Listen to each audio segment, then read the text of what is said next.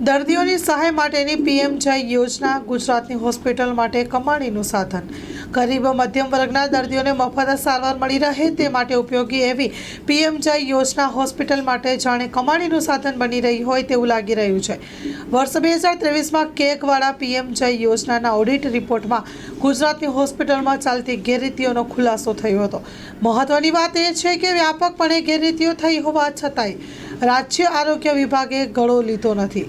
કેગના રિપોર્ટમાં એવી ચોંકાવનારી વાત બહાર આવી છે કે હોસ્પિટલોમાં બેડની સંખ્યા કરતાં વધુ દર્દીઓની સારવાર ચાલી છે.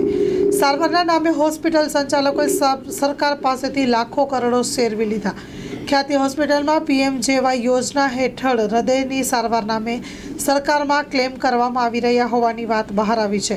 ખ્યાતિ હોસ્પિટલે 605 કાર્ડિયોલોજી સારવાર પેટે સરકાર પાસેથી ₹27,70,96,003 શેરવી લીધા હતા.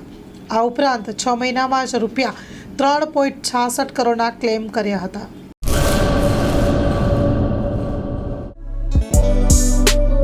Krishna hospital, doctor Milan Gami MD, doctor Ritik Patel MBBS, visiting doctor, Manshree હોસ્પિટલના મનોચિકિત્સક ડૉક્ટર ભાવેશભાઈ પટેલ દર મહિનાના બીજા અને ચોથા રવિવારે મળશે. માલી સાહેબનું હોસ્પિટલ, સલારી નાકા, પટેલવાડીની બાજુમાં, Rapar, Kutch. Mobile number 6359665356. Krishna hospital, Rapar.